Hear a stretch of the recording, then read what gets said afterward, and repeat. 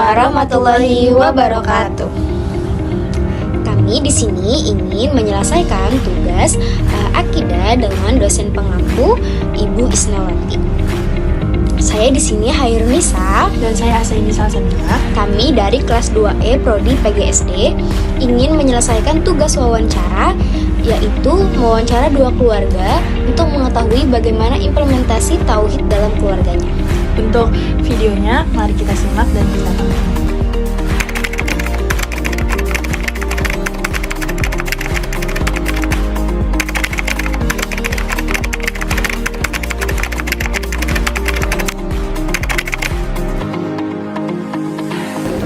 Assalamualaikum warahmatullahi wabarakatuh.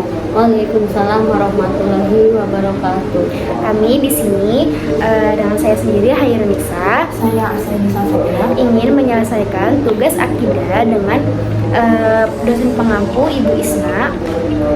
Kami di sini ingin mewawancara sebuah keluarga, bagaimana keluarga tersebut mengimplementasikan tauhid dalam keluarganya. Di sini kami akan mewawancarai dengan ibu siapa? Saya Ibu Katri, Ibu Katri. Suaminya siapa? suaminya Bapak Mardani. Ibu punya anak berapa? Dua. Yang pertama, Sudah menikah dan punya anak. Yang kedua, sudah bekerja. anak pertamanya siapa? Namanya Irena Katrin, umurnya 33 tahun. Dan kalian berapa?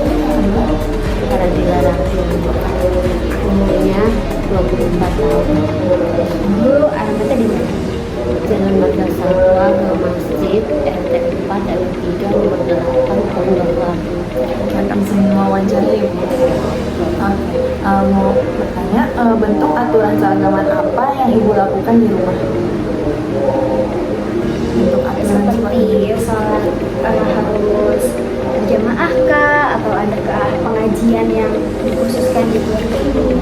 Kalau saya sih selalu menganjurkan anak-anak untuk selalu jangan meninggalkan sholat lima waktu ya Mbak, karena sholat lima waktu itu kan harus kewajiban ya.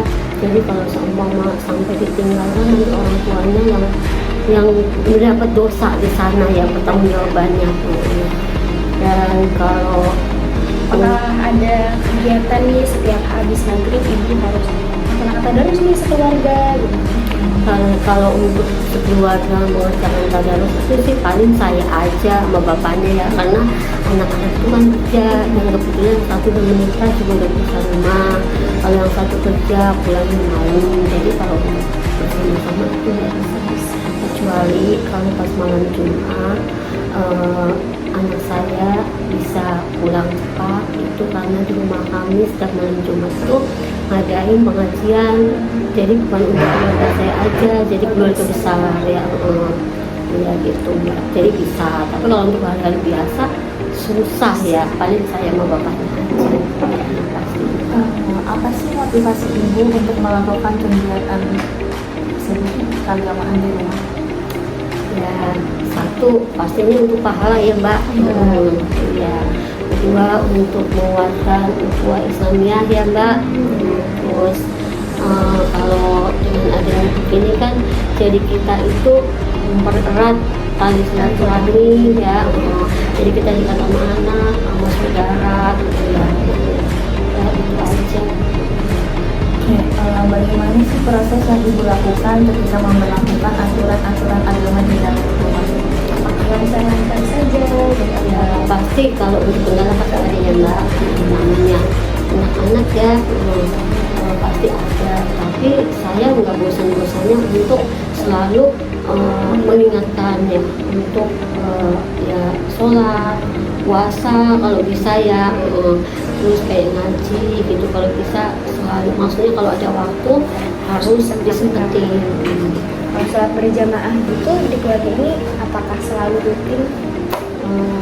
Kalau rutin enggak, tapi kalau untuk puasa pas lagi Ramadan ya sering berjamaah. Kalau hari biasa karena satu lagi Mbak terbentur karena waktunya ya, karena semua kerja, jadi cuma saya aja di rumah pastinya. Kecuali kalau puasa itu bisa mungkin dari kantor lebih cepat, jadi bisa kumpulnya cepat ya, jadi bisa ngerjain bareng-bareng. Kalau luar biasa susah. Apa saja nih rintangan yang dihadapi ketika menjalankan aturan agama itu? Rintangannya pasti karena anak ada yang susah kah gitu. Ya udah pasti lah kalau anaknya anak-anak ya, kecuali entah kalau udah mungkin udah berumah tangga ya, seperti kayak yang satu itu udah paham. Kalau yang masih muda itu ya rada susah, tapi susahnya paling sih kalau pas selalu harus mungkin namanya mungkin lagi enak-enaknya itu kali ya, tapi sih saya nggak bosan-bosannya untuk selalu mengingatkannya. Nanti saya bangun karena kebetulan juga kita kan kamarnya lain ya, di atas sama di bawah, jadi kita ya itu aja Mbak.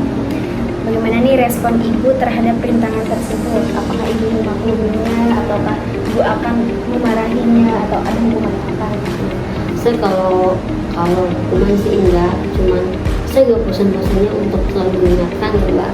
Wajar Iya, maklumi ya. Ya maklumin lah, ini masih muda, tapi saya tetap harus selalu jangan lupa itu ya. Bagaimana nih solusi yang ibu lakukan ketika menghadapi rintangan?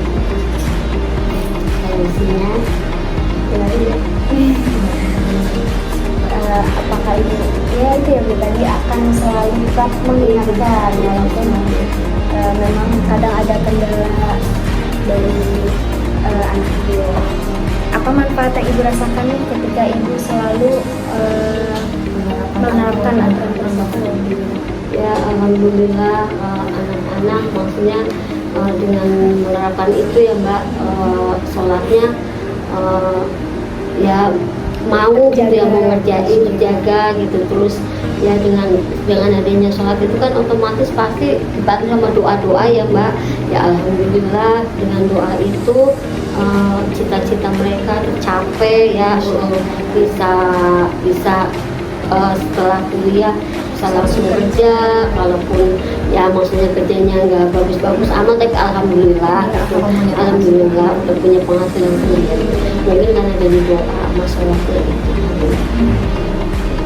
Nah, harapan ibu apa nih di masa depan terhadap keluarga ibu dalam hal agama? Ya supaya kita semua dikuatkan iman Islamnya ya, supaya nanti anak-anak menjadi anak yang berguna bagi nusa bangsa dan negara. Terus sama orang tua juga menghormati ya. Oke, itu aja Bu pertanyaan dari kami. Terima kasih atas waktu ibu. Wassalamualaikum warahmatullahi wabarakatuh.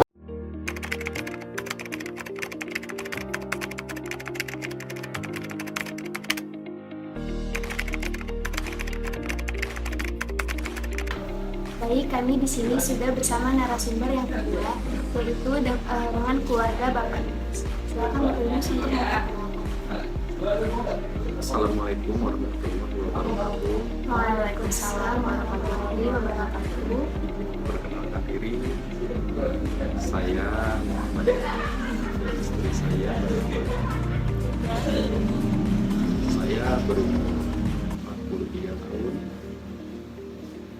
Saya tinggal di Kampung Bulak, RT 2, RW 1, Kelurahan Mangga, Kecamatan Tanjung, Kabupaten Bogor.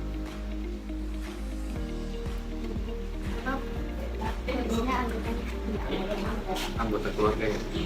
Saya memiliki 4 orang anak, 3 orang laki-laki dan 1 orang perempuan yang terakhir. Baik, kami di sini izin wawancara ya Kak. Iya, silakan. Izin bertanya. Untuk pertanyaan yang pertama itu, bentuk aturan keagamaan apa yang yang Bapak lakukan di rumah? Untuk aturan keagamaan yang biasa kita lakukan yaitu kita sering mengingatkan tentang hak dan kewajiban, di mana masing-masing anggota keluarga harus mengetahui hak dan kewajibannya. Hak saya sebagai kepala rumah tangga, beserta kewajiban saya, begitu juga istri dan anak-anak saya. Misalkan apa sih ciri khas dari keluarga Bapak? Entah dari anak Bapak tuh yang diharuskan untuk menjaga aurat muka atau dari aturan pakaian, dari segi sholat yang misalkan ada yang berjamaah atau kegiatan seperti di keluarga ini diwajibkan untuk pengajian habis maghrib. Kalau untuk rutinitas keseharian, karena rumah kami dekat dengan musola, ya untuk kita laki-laki, saya itu sholatnya di musola, ada istri di rumah. Situ kita saling mengingatkan aja, senantiasa berjamaah di musola. Kalau untuk berjamaah di rumah itu sangat jarang sekali ya. Waktu itu pernah sholat jamaah di rumah karena keadaan COVID, jadi saya melaksanakan sholat id di rumah beserta keluarga. Kalau boleh tahu, apa sih motivasi Bapak untuk melakukan kegiatan tersebut? Motivasi sebenarnya kan kembali lagi ke pada hak dan kewajiban, karena memang sudah kewajiban kita untuk beribadah kepada Allah. Ya itu yang kita harus jalankan gitu. Dimana kalau kita menyadari akan hal itu, saya rasa akan terbentuk ya insan yang religius. Jadi seberapa penting Bapak implementasi Tauhid? Justru itu yang utama ya. Arti dari kata tauhid kalau menurut saya itu kan mengesahkan. Jadi kita harus tahu siapa diri kita dan siapa yang akan kita sembah. Kalau kita tidak mengetahui diri kita sendiri, bagaimana kita mengetahui yang menciptakan? Saya rasa untuk tauhid itu harus dimulai dari keluarga, di luar dari pendidikan yang didapatkan di luar. Kalau boleh tahu nih Pak, bagaimana sih proses yang dilakukan ketika memberlakukan aturan agama yang di dalam bidang prosesnya? Prosesnya ya kita saling mengingatkan gitu ya. Apabila ada sudah suara azan ya kita saling mengingatkan. Apa sih rintangan yang dihadapi ketika menjalankan aturan-aturan? Rintangannya otomatis kita melawan rasa malas. Itu aja sih rintangannya, melawan hawa nafsu kita gitu. Apakah anak-anak mengalami cara ketika Bapak melaksanakan aturan tersebut, atau adakah yang memang sangat-sangat sulit ketika melakukan aturan?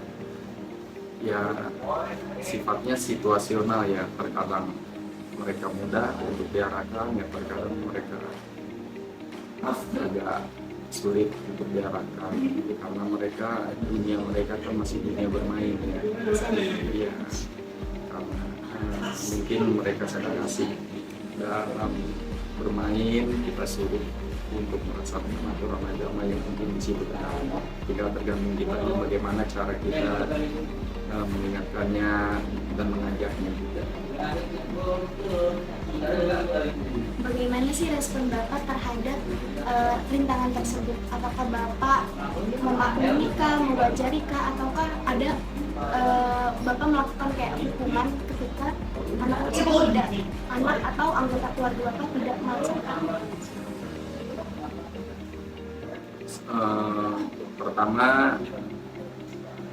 kita maklumi seumuran mereka, terutama untuk anak-anak. Tetapi apabila itu sudah di luar kewajaran, kami sebagai orang tua akan mengingatkannya dengan yang lebih tegas seperti itu. Apabila misalnya mereka masih asik main gadget gitu, dan kita sudah ingatkan untuk sholat, mungkin hukuman terberatnya itu adalah HP-nya atau gadgetnya kita sita. Kan udah respon Bapak. Nah, kalau boleh tahu solusi untuk dilakukan dalam menghadapi rintangan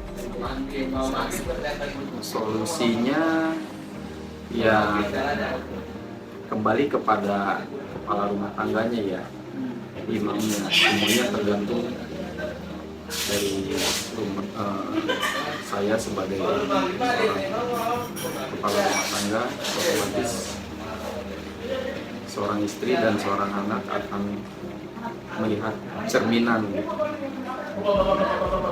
seperti itu. Dari sayanya pribadi yang harus memberikan contoh. Itu adalah solusi terbaik untuk saat ini. Apa sih manfaat yang Bapak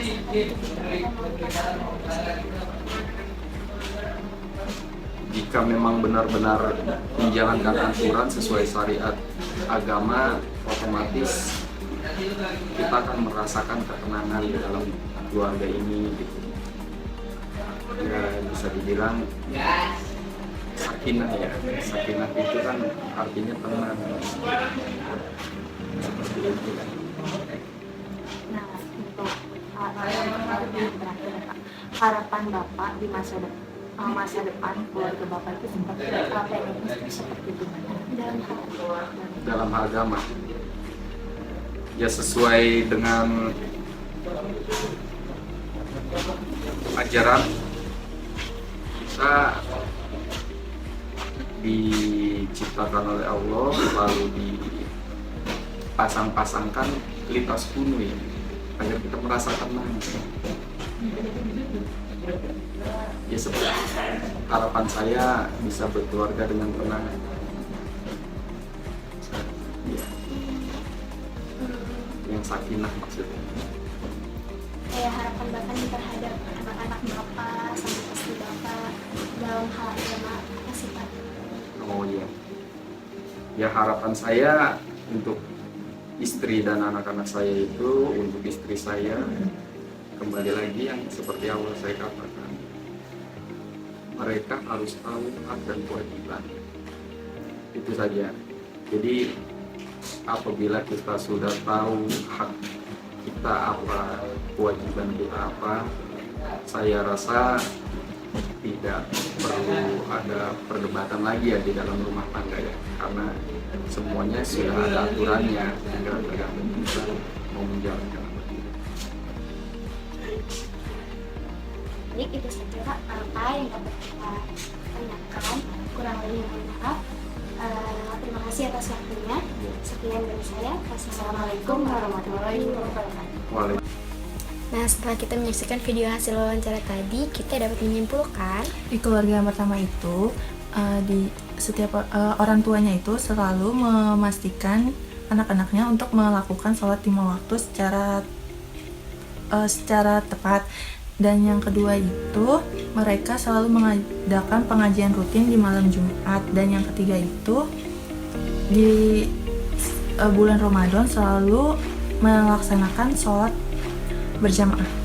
pembatasan tauhid di keluarga yang kedua, di mana dalam keluarga ini tuh menekankan tentang hak dan kewajiban setiap anggota keluarga agar tercapai dan tercapai tujuan dalam berumah tangga. Serta di keluarga ini juga bagi yang laki-laki dikhususkan untuk selalu sholat berjamaah di musola. Keluarga ini merasa dalam mengimplementasikan tauhid dalam keluarganya, ia mendapatkan ketenangan atau sakinah dalam keluarganya. Jadi dapat kita simpulkan bagaimana pentingnya mengimplementasikan tauhid di dalam keluarga karena dapat menentukan perilaku serta manfaat untuk keluarga tersebut, serta motivasi mereka ingin mengimplementasikan tauhid dalam keluarganya karena ingin menjaga dan meningkatkan iman Islam dalam anggota keluarganya. Selain itu, ia ingin mencapai tujuan berumah tangga, yaitu memiliki rumah tangga yang memiliki ketenangan, yaitu keluarga yang sakinah. Sekian dari kami, kurang lebihnya mohon maaf. Semoga apa yang kami sampaikan bermanfaat buat teman-teman semua. Bagi kita yang muslim, selalu meningkatkan iman Islam serta ketakwaan kita kepada Allah, serta selalu mengimplementasikan tauhid dalam keseharian kita, terutama dalam keluarga. Sekian dari kami, kurang lebihnya mohon maaf. Assalamualaikum warahmatullahi wabarakatuh.